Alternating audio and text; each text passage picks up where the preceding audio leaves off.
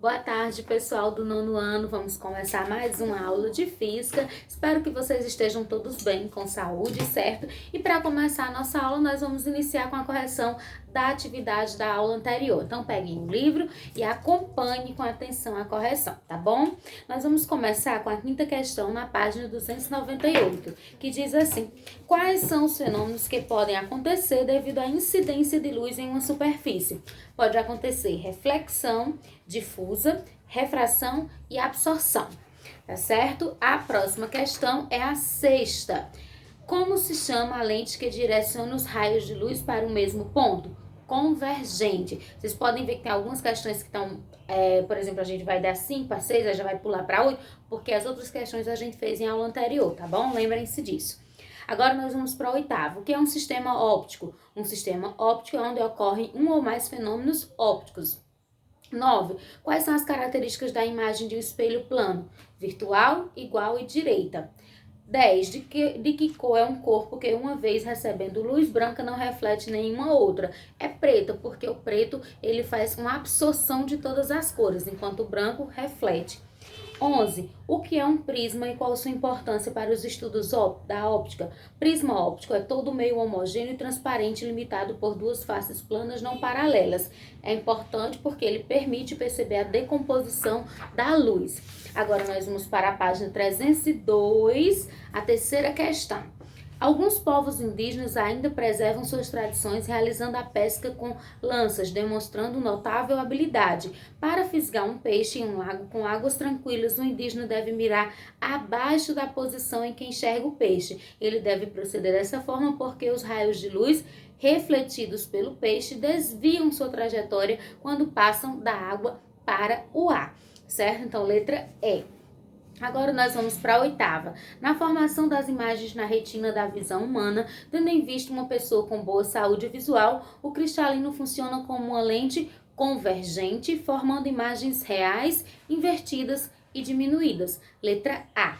A10. Dois raios de luz que se propagam em um meio homogêneo e transparente interceptam-se em certo ponto. A partir desse ponto, pode-se afirmar que continuam propagando-se na mesma direção e sentido que antes, fazendo valer o princípio da independência dos raios luminosos. Bom, pessoal, a gente conclui a nossa correção agora, certo? E vamos iniciar agora o novo capítulo. Nós vamos iniciar o capítulo 18, onde a gente vai falar sobre o magnetismo, ação mútua entre ímãs. Esse capítulo a gente vai trabalhar de 3 partes também, né? Vamos com calma, para que vocês possam entender tudo direitinho. Certo? Então nós vamos falar sobre o fenômeno do magnetismo. Quando a gente fala em magnetismo, a gente lembra de quê? A gente lembra de ímãs, né? Isso, pessoal. Então, quando a gente fala de magnetismo, a gente lembra logo do ímã.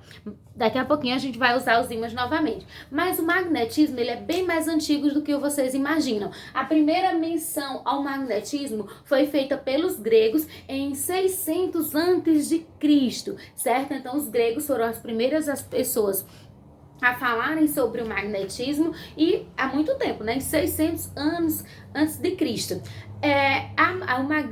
O fenômeno do magnetismo foi evidenciado pela descoberta de uma pedra que tinha algumas características magnéticas. Essa pedra ela foi descoberta na região da Magnésia, que hoje em dia é a atual Turquia, na região da Magnésia, na Ásia Menor, que hoje em dia é a atual Turquia. Essa pedra, quando foi descoberta, ela recebeu esse nome de magnésia, na região da Magnésia, só que o nome dela foi dado magnetita. E essa pedra, ela apresentava algumas características de ímã, ou seja, atraía alguns corpos, como alguns metais, por exemplo. E essa pedra recebeu o nome de magnetita e a partir daí começou a se estudar os fenômenos magnéticos. Então, um ímã, ele é o que é um ímã? É uma substância capaz de atrair outras substâncias, principalmente algumas substâncias metálicas. E esse fenômeno de uma substância conseguir atrair outra através do recebe o nome de magnetismo. Então, o ímã é uma substância capaz de atrair outras e esse fenômeno de uma substância atrair outras recebe o nome de magnetismo, que é o que a gente vai trabalhar nesse capítulo. Um ímã, pessoal, quando ele é colocado suspenso pelo fio, ele vai criar dois polos que a gente chama de polos magnéticos. Esses polos magnéticos são chamados polo norte e polo sul. O polo sul da Terra, o polo sul do ímã é atraído pelo norte magnético, pelo norte geográfico, e o polo norte é atraído pelo sul geográfico. Isso a gente vai falar mais um pouquinho na frente melhor, mas o que eu quero que vocês entendam é que todo ímã ele vai ter sempre dois polos, um polo norte e um polo sul. E outra coisa importante, não importa quantas vezes o ímã seja dividido, ele vai continuar tendo o seu polo norte e o seu polo sul. Ou seja, se eu pegar esse ímã aqui, ele tem o polo norte e o polo sul. Se eu quebrar ele em dois, cada um dos dois pedacinhos que eu dividi vai ter dois polos, norte e polo sul. E vai manter a mesma propriedade de atração magnética. Um ímã, não importa em qual, eu posso dividir em vários pedacinhos. Mesmo que fique um pedacinho bem pequenininho, vai ter o polo norte e vai ter o polo sul e vai manter a capacidade de atração magnética. Um ímã só vai perder sua capacidade magnética, pessoal, quando ele é aquecido a altas temperaturas. E isso acontece porque a alta temperatura causa uma reorganização nas moléculas dentro do ímã e ele acaba perdendo a sua propriedade de magnésio. Agora são altas temperaturas mesmo. Para vocês terem uma ideia, por exemplo, um átomo de cobalto, ele só perde suas propriedades magnéticas com temperatura de 1.100 graus Celsius. Um átomo de níquel, quando é aquecido a 350 graus Celsius, ele já perde suas propriedades.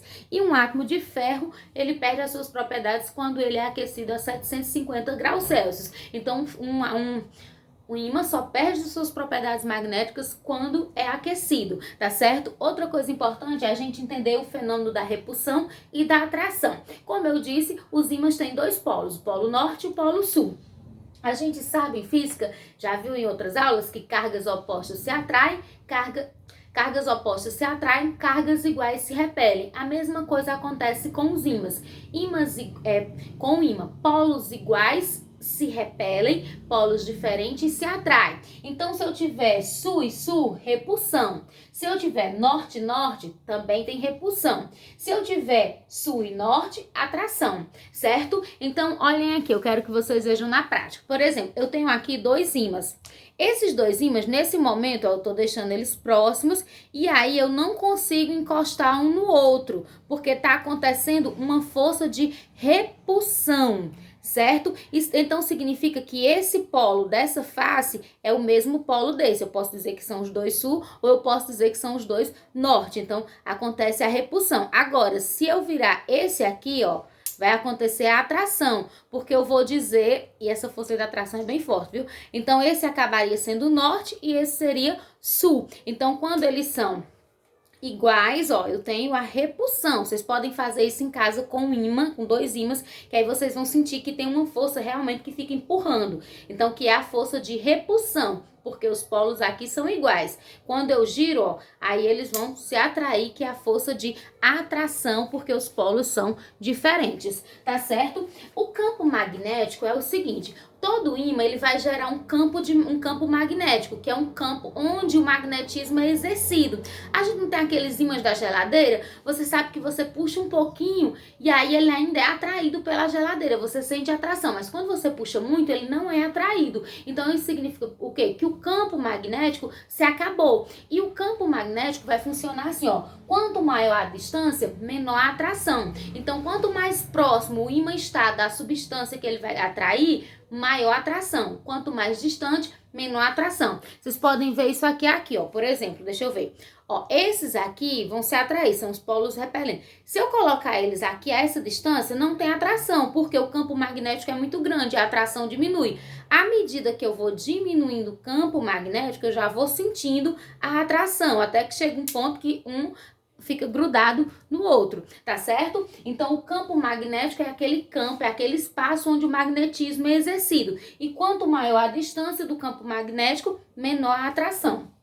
As substâncias são classificadas em magnéticas e amagnéticas. As magnéticas são as que são atraídas por ímãs e as amagnéticas são aquelas que não são atraídas por ímãs. Por exemplo, aqui, ó, a gente tem um ímã aqui. Eu vou pegar esse pincel.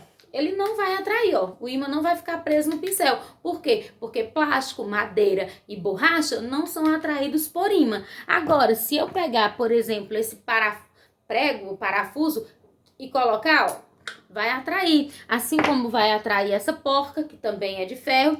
Uma coisa interessante é que não atrai o alumínio, pessoal, ó. Aqui é alumínio, ó. Vocês podem ver que não atrai, ó. Se eu segurar, cai. Por que que cai? Porque o alumínio, mesmo sendo metal, que a gente espera que ele seja atraído pelos ímãs, mas no alumínio, as moléculas do alumínio, elas estão organizadas de forma bagunçada, e aí não há essa atração, certo? Então as substâncias que são atraídas, como ferro, cobalto e níquel, são ditas magnéticas, e aquelas que não são atraídas por ímãs, como a gente já viu, o plástico, a borracha e a madeira, são consideradas substâncias amagnéticas.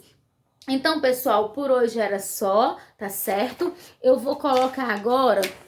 Vou colocar aqui não, eu vou colocar na sala de aula, viu? Vou postar o vídeo e postar lá como aviso para vocês as páginas do conteúdo e as páginas da atividade para vocês fazerem. Mandem para mim ou no aplicativo ou no Zap, tá bom? E qualquer dúvida estou disponível de 1 às 5. Tchau, um abraço.